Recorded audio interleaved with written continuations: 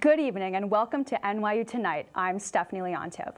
A Justice Department investigation has found a pattern and practice of discrimination against African Americans in the Ferguson Police Department. The investigation was spurred by Attorney General Eric Holder after a Ferguson police officer shot and killed Michael Brown last summer. The findings revealed that 88% of cases involving police force were against African Americans. The report also found racial bias in emails from Ferguson's police department, one involving President Obama. The report may come out as soon as Wednesday. Former CIA Director General David Petraeus is expected to plead guilty to federal charges under a deal with the Justice Department.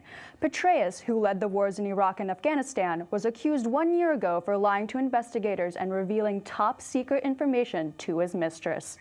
The plea deal includes a 2-year suggested probation and a $40,000 fine. Israeli Prime Minister Benjamin Netanyahu addressed Congress today about America's impending nuclear deal with Iran. Netanyahu calls any agreement with Iran a bad deal, saying Iran poses a threat to world peace. Deadly Game of Thrones, there's no place for America or for Israel. No peace for Christians, Jews, or Muslims who don't share the Islamist medieval creed. No rights for women, no freedom for anyone. So when it comes to Iran and ISIS, the enemy of your enemy is your enemy. House Speaker John Boehner invited the Prime Minister without notifying the White House. Dozens of Democrats boycotted the speech, calling it inappropriate so close to Israel's election and to the March 31st deadline to strike a deal with Iran. Hillary Clinton may have broken some rules during time as Secretary of State. The New York Times reports Clinton exclusively used her personal email account for official government business. In fact, she was never even issued a State Department email account. A government account would have automatically saved all communication in government archives. A new recording has surfaced purporting to be the voice of Mohammed Emwazi or Jihadi John. Everyone's got his right to his own belief. I don't force no one. The recording was released by UK civil rights group Cage, which interviewed Emwazi in 2009. The ISIS terrorist recounts London authorities tracking his movements. In the recording, Emwazi says intelligence agents warned that they would, quote, keep a close eye on him. He says they were, quote, trying to put words in his mouth. Cage asserts that London's close watch on Emwazi drove him to terrorism. The father of Jihadi John has confirmed to Kuwaiti officials that the voice in ISIS videos is that of his son. The House passed a bill today to fund the Department of Homeland Security, avoiding a shutdown. The bill will provide funds for the remainder of the fiscal year. Some Republicans joined House Democrats to make the bill happen. The vote was 257 to 167. Homeland Security funds were set to run out last Friday. The bill awaits President Obama's signature. The jury has been seated in the case of Boston Marathon bomber Dzhokhar Tsarnaev. Opening statements in the trial begin tomorrow.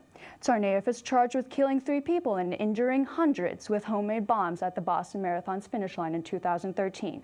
The charges could carry the death penalty. The trial is expected to run past June. LAPD officers who gunned down a homeless man this past Sunday say their actions were justified. Officers say that the suspect resisted their commands and reached for one of their pistols.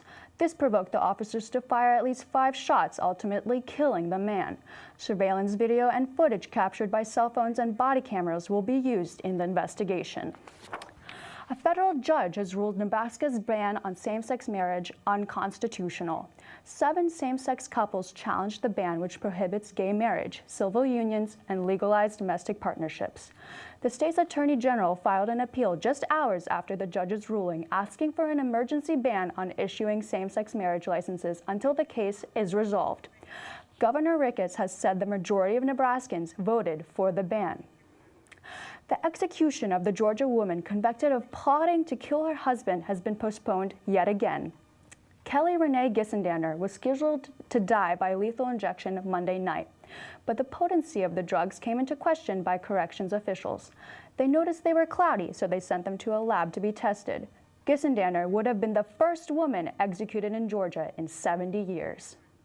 A volcano erupted this morning in Chile, prompting the evacuation of thousands of people.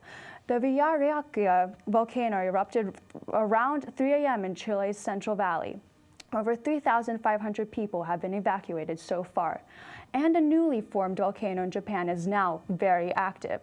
The island first peaked around above the Pacific Ocean in 2013 and continues to grow rapidly. The volcano is one of many in the ring of fire that surrounds the Pacific Ocean. Something lies in the shadows of Bill Clinton's official portrait. Artist Nelson Shanks revealed that he intentionally painted a shadow into the former president's portrait. It represents the Monica Lewinsky scandal. Although Clinton has previously commended the artist on his work, Shank claims the family is not a fan of the portrait. Coming up, Britney Spears gets a little lightheaded on stage. We'll be right back.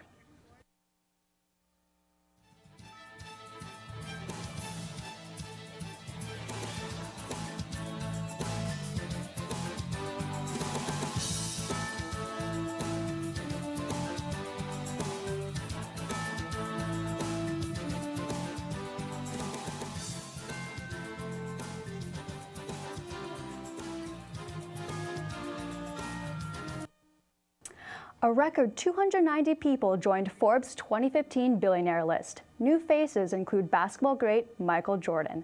Founders from top companies such as Uber, Snapchat, and Airbnb also made the list. The creator behind the block-building game Minecraft has joined the world's elite. Bill Gates is once again the richest man in the world. Women and men across the nation are mourning the recent loss of Jared Leto's man bun.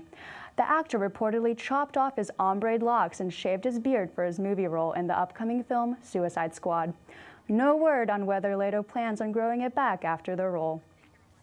Britney Spears gave fans a piece of her in Las Vegas. The pop star performed a Piece of Me show on Friday at Planet Hollywood. She gave fans just that when her hair extension fell to the ground mid-performance. Spears continued to dance and sing while her faux locks lay on the ground. Malfunction or not, the show must always go on. An amateur photographer captures an extraordinary moment. Martin LeMay was on a walk in East London when he saw a weasel riding a green woodpecker. It turns out that the weasel is actually attacking the woodpecker. The picture has since gone viral and has inspired several memes, including Putin, Miley Cyrus, and John Travolta. That's all we have for tonight. Thanks for watching. I'm Stephanie Leontiev.